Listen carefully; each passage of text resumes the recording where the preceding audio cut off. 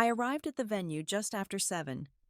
The sun had already set, and the entrance was lit with those soft amber uplights that make everything look more expensive than it is. Through the glass doors, I could see guests in evening gowns and dark suits, champagne flutes catching the light. There was music playing, something classical and understated, the kind of thing Caroline would choose: elegant, refined, exclusive. I was wearing slacks and a simple blouse. Nothing fancy. Nothing that would photograph well or fit the dress code printed on the invitations I'd never received. That was deliberate. I had my hand on the door handle when I heard her voice.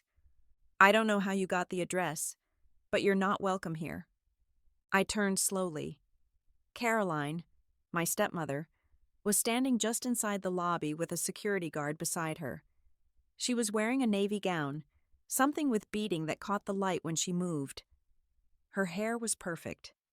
Her makeup was flawless, and she had that look on her face, the one I'd seen dozens of times before. Concern mixed with authority, sympathy wrapped around steel. Like she was doing something difficult but necessary.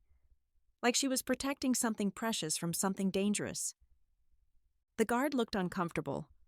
He was young, maybe mid-20s, and he kept glancing between us like he was trying to figure out who was telling the truth and who was lying.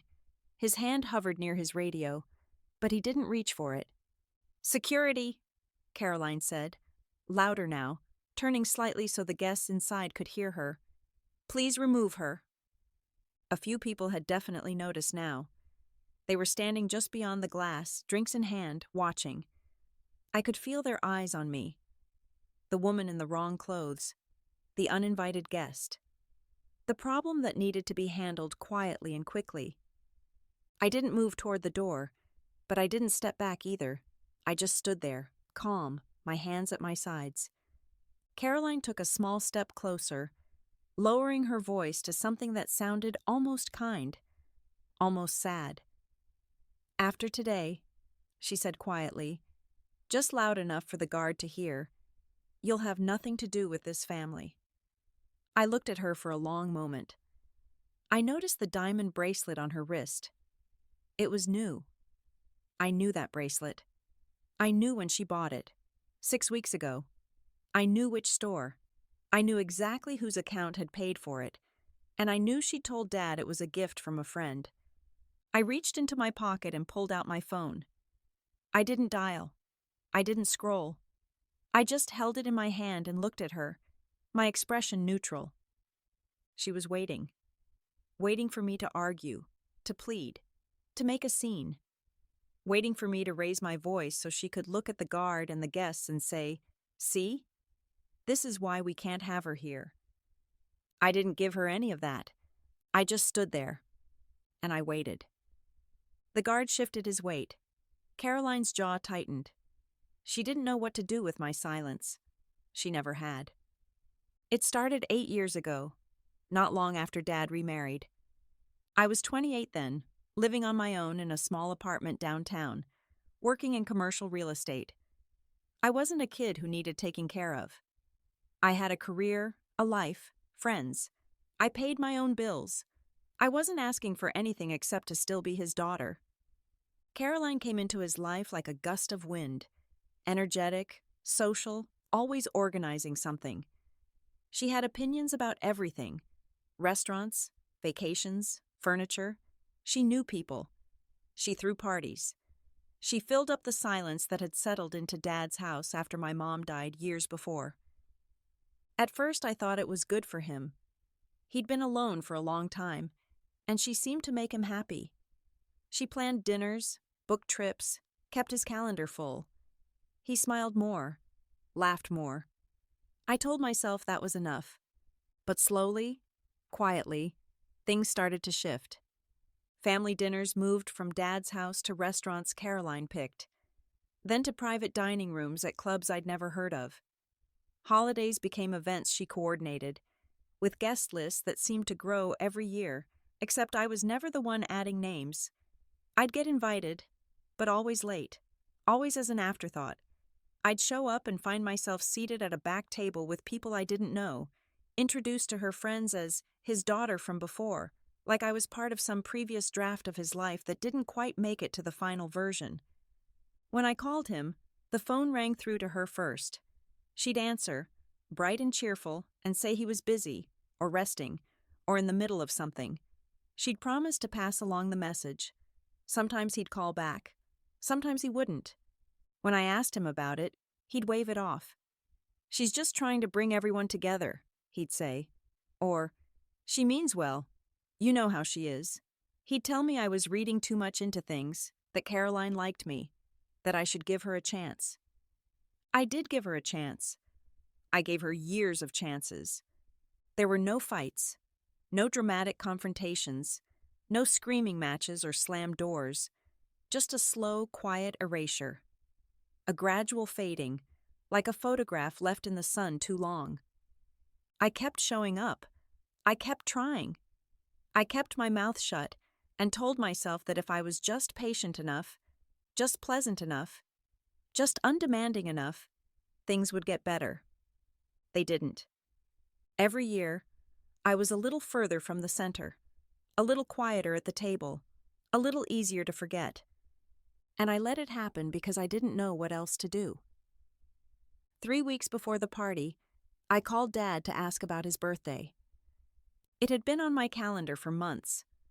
I'd been thinking about what to get him, planning to take the day off work, wondering if we'd do something small and quiet, or if Caroline would turn it into an event.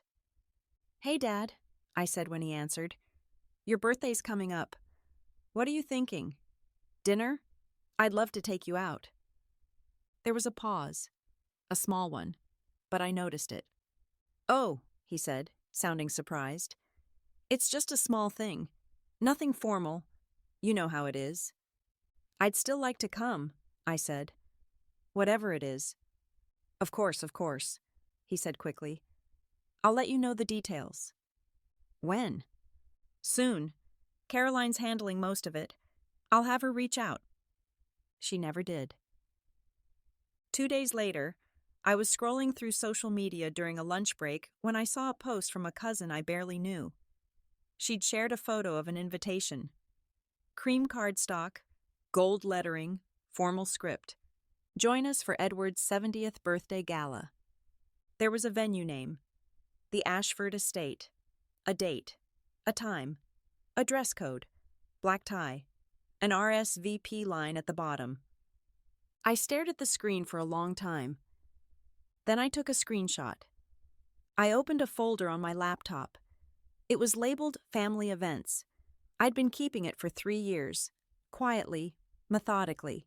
Inside were documents, screenshots, receipts, emails where I'd been left off the thread, text messages that proved I'd asked to be included, patterns, evidence, not because I was planning anything, just because I needed to know I wasn't imagining it. This wasn't the first time I'd been left off a list. It wasn't even the 5th. I added the new screenshot to the folder, saved it, and closed my laptop. I didn't call Dad. I didn't text Caroline. I didn't send a hurt message asking why I hadn't been invited to my own father's birthday party. I already knew why. I didn't react. I calculated. I spent the next 2 weeks reviewing everything in that folder.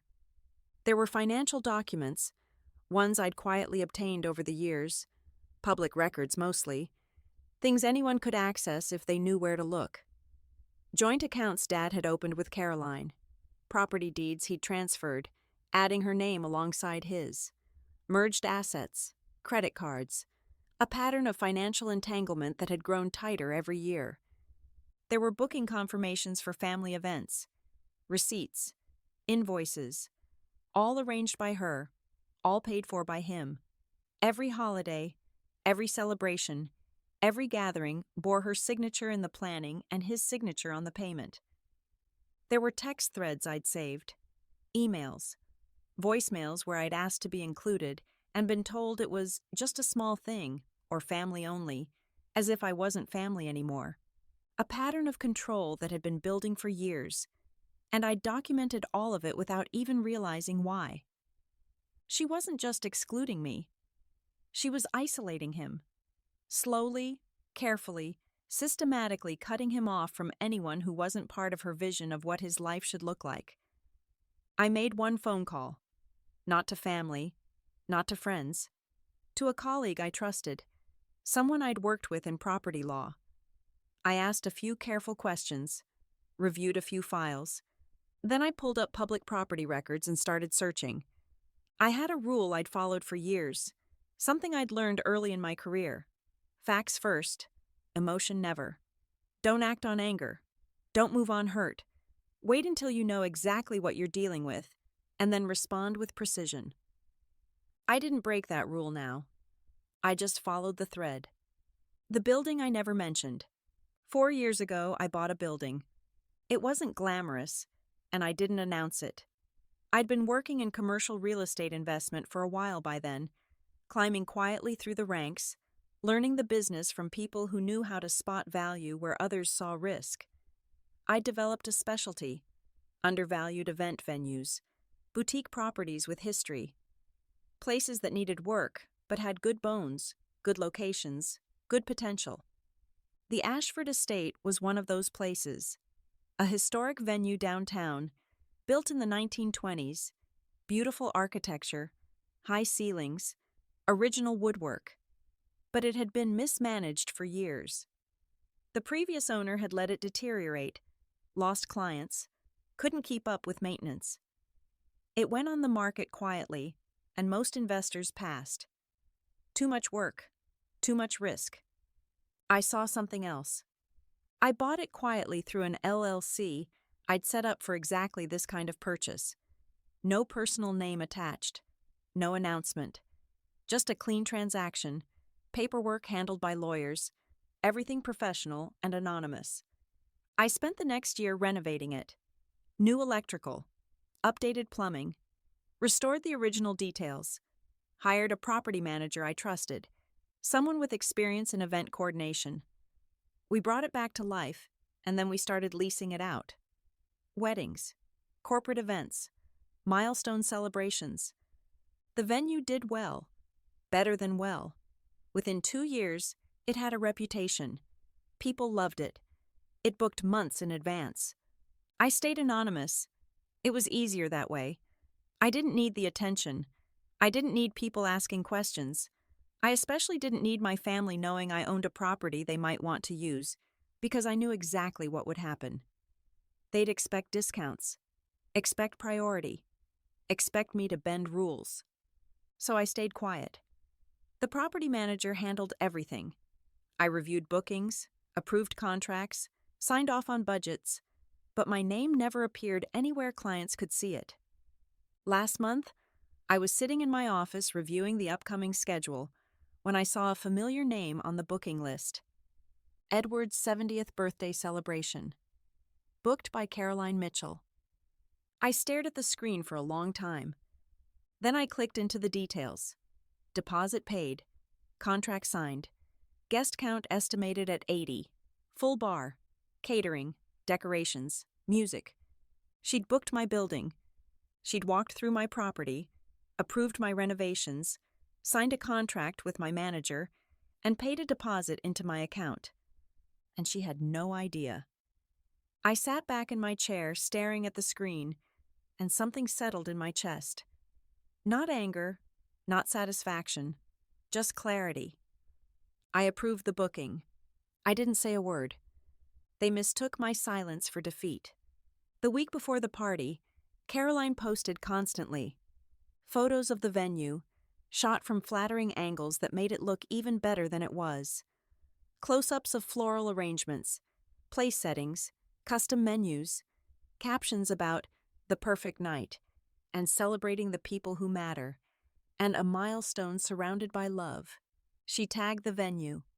She tagged the caterer. She tagged the florist. She tagged a dozen people I didn't know. She didn't tag me. I watched it all from a distance, scrolling through posts during lunch breaks, seeing the event take shape in real time. She was proud of it. You could see it in every word, every photo.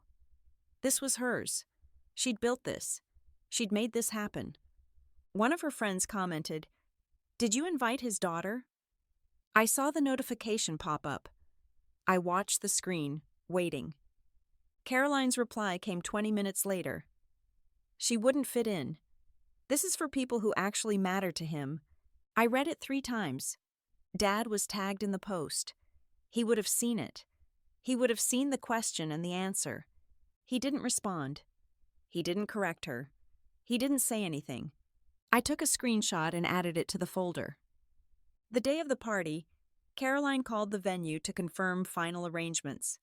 I wasn't on the call, but my manager told me about it later. Caroline had specifically asked to make sure no unexpected guests would be allowed in. She wanted security at the door, checking names against the list.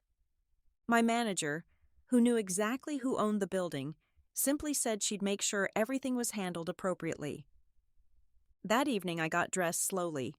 Slacks, a simple blouse, flats. I looked at myself in the mirror and thought about changing into something nicer, something that would fit the dress code, something that would make me look like I belonged. Then I decided against it. I wanted to look exactly like someone who didn't belong. I wanted them to see me and immediately think I didn't fit. I wanted them to underestimate me one more time. I drove to the venue, parked in the lot, and walked up to the entrance. Calm, quiet, ready. The security guard who knew better. The security guard still looked uncertain. Caroline was standing with her arms crossed now, her voice sharp. She's not on the list. I don't know how she got the address, but she needs to leave. Now. The guard looked at me. I met his eyes. I didn't look angry or upset. I just looked calm. "Ma'am," he said to Caroline, "maybe we should—" "Remove her," Caroline said. "That's your job." I spoke for the first time, my voice quiet and even. "I'd like to speak to the venue manager, please." Caroline's head snapped toward me. For a second, she looked surprised that I'd spoken at all. Then she laughed. It was sharp and short, meant to make me feel small. "You think a manager is going to override me? I booked this venue. I signed the contract. I'm the client." I pulled out my phone and typed a quick message. "Front entrance. Now, please." I hit send. Caroline watched me, her expression hovering between amusement and irritation. "What are you doing? Calling someone to come get you?" I didn't answer. I just waited. Less than a minute later, the door opened and Rachel appeared. She was the property manager, a woman in her 40s I'd hired 3 years ago. She was calm, professional, smart. She'd been managing the venue through dozens of events, and she'd never once broken her composure. She looked at me first, gave a small, almost imperceptible nod, then turned to Caroline. "Good evening, Ms. Mitchell. Is there a problem?" Caroline gestured toward me like I was evidence. "Yes, this woman is trying to crash my event. I've asked security to remove her, but—" "Ma'am," Rachel said gently, "may I speak with you privately for a moment?" Caroline's smile tightened. "No, I don't need to speak privately. I need you to do your job and remove her." Rachel's expression didn't change. She turned to the security guard. "Stand down, please." The guard stepped back immediately, relief visible on his face. Caroline's eyes widened. "Excuse me?" Rachel kept her voice level, professional. "Ms. Mitchell, did you review the venue lease terms when you booked?" "Of course I did," Caroline snapped. "I've run events before. I know how this works. I have every right to control the guest list." "You have the right to submit a list," Rachel said. "But the property owner reserves final authority over access to the building." Caroline's expression shifted. Confusion, then annoyance. "Then get the owner on the phone. I'll speak to them directly." Rachel looked at me. "She's standing right here." The contract she never read. Silence. Complete, absolute silence. Caroline stared at me. I could see her trying to process it, trying to find the angle, the mistake, the trick, trying to figure out what I was claiming and why Rachel was playing along. "That's impossible," she said finally, her voice tight. You're. You can't. Rachel reached into the folder she was carrying and pulled out a printed document. She handed it to Caroline calmly, like she was presenting a menu. The lease agreement you signed, Rachel said. The LLC name is listed at the top. Property deed summary is attached. Tax records are public if you'd like to verify. Caroline took the papers. Her hands were shaking slightly. She scanned the first page, flipped to the second, then back to the first. Her face went pale, then flushed. Behind her, more guests had gathered near the glass doors. They were watching now, drinks forgotten, conversations paused. I'm the owner of this building, I said quietly. I've owned it for 4 years. Caroline's mouth opened, closed, opened again. Your father? Does he know? He does now, I said. She turned toward the door, looking for him, but he hadn't come out yet. She turned back to me, her expression shifting rapidly between shock and anger and something that looked almost like fear. You can't. I already did, I said. The door opened. Dad stepped out, looking confused and a little annoyed. He was wearing a tuxedo, a champagne flute still in his hand. What's going on? Caroline, people are asking. He stopped when he saw me. Sweetheart, he said, surprised. I wasn't invited, I said. Caroline moved toward him quickly. She's trying to ruin your birthday. She's making a scene. I reached into my bag and pulled out the folder I'd brought. Printed documents, copies of financial records, booking receipts, text threads, emails, years of patterns, all organized chronologically, all documented clearly. I held it out to him. I've been excluded from family events for years, I said. I tried to talk to you about it. I tried to stay involved. But she made sure I wasn't welcome. She told people I wouldn't fit in. She said I didn't matter. Dad took the folder slowly, like it might burn him. And then, I continued, my voice still calm, still even, she booked my venue for your birthday party. She used my building, signed a contract with my property manager, and when I showed up tonight, she tried to have me removed from my own property. Dad opened the folder. His eyes moved across the first page, then the second. He flipped through slowly, his face unreadable. Caroline reached for it. That's not... She's twisting. Is it true? Dad asked quietly, not looking up. She wasn't invited? Caroline hesitated. It was supposed to be... Yes or no? Silence. She wouldn't have fit in, Caroline said finally, her voice defensive. It wasn't personal. It was just... She's my daughter, Dad said. I know, but... She's my daughter. His voice was louder now, harder. People inside were definitely watching. He closed the folder and looked at me. Really looked at me, maybe for the first time in years. You should have been invited, he said.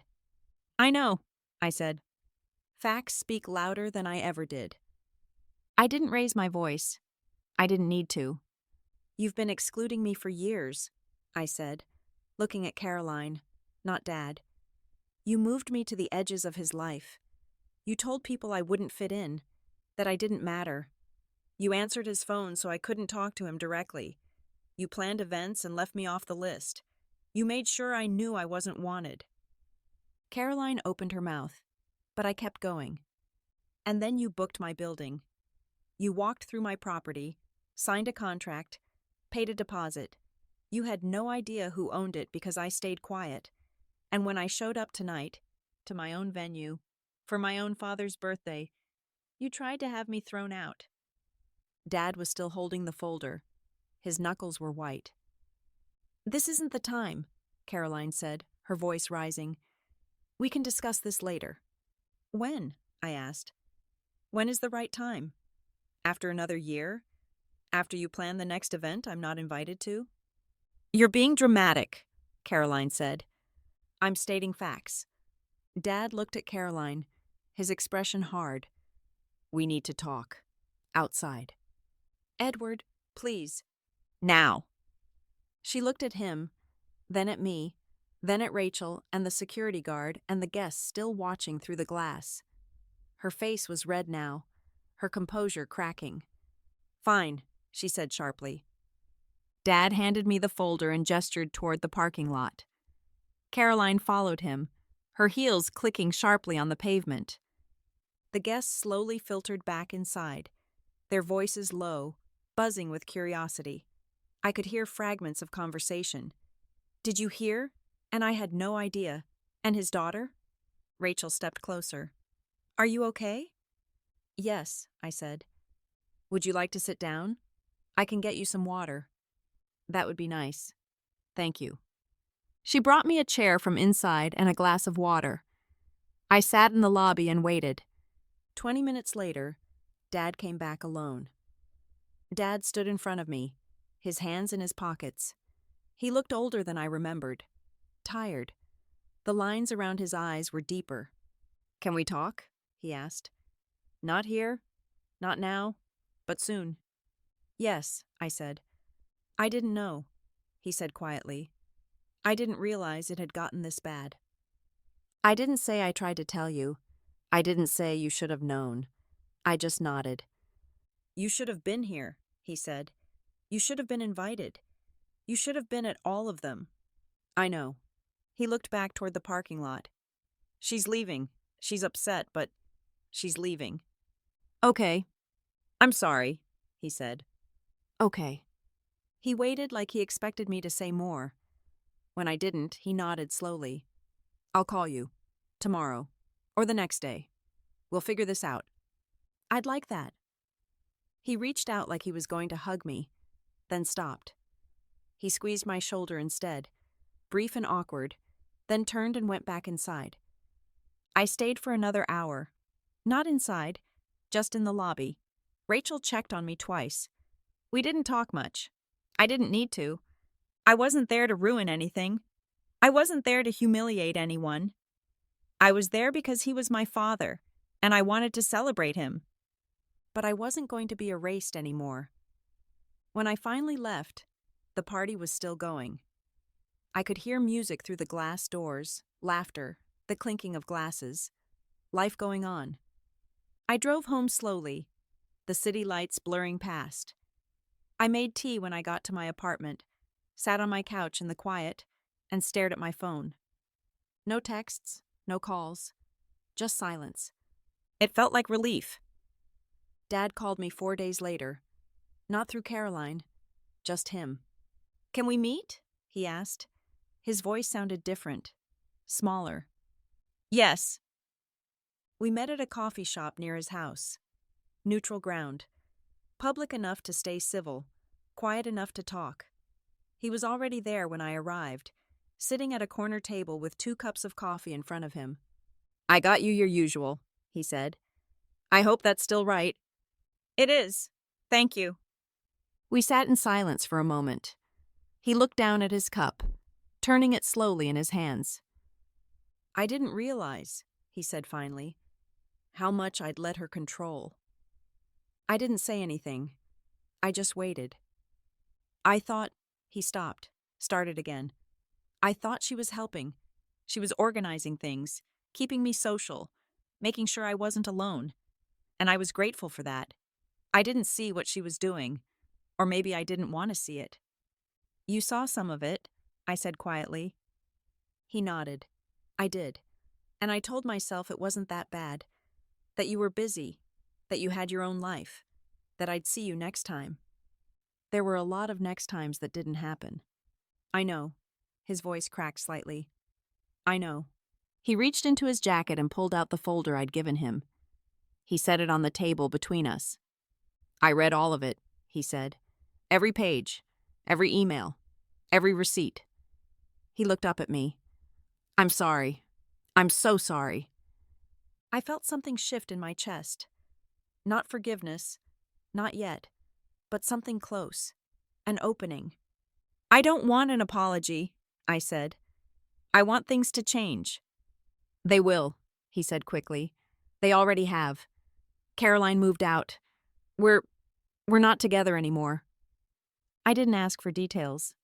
I didn't need them. I want you to be part of my life again, he said. Really part of it. Not just invited. Included. That's what I want too, I said. But it has to be real. Not just when it's convenient. Not just when there's no one else around. It will be, he said. I promise. We sat for a long time after that, drinking coffee, talking about small things. Work, the weather, a book he was reading. It felt tentative, fragile, like we were both afraid of saying the wrong thing and breaking whatever small thread we'd managed to reconnect. But it was a start. Over the next few weeks, things shifted slowly. Dad started calling me directly. He invited me to dinner, just the two of us. No event, no guest list. We talked more. Not about Caroline, not about what had happened, just about life. He asked about my work. I told him about the properties I managed, including the Ashford estate. He seemed genuinely surprised, genuinely proud. I had no idea you'd built all that, he said. I know, I said. I kept it quiet. Why? Because I didn't want people to treat me differently. I wanted to build something that was mine. He nodded slowly. You did. You really did. Family gatherings started happening again. Smaller ones, just a few people, hosted at his house. He called me first. He asked what dates worked for me. He made sure I was included. I went.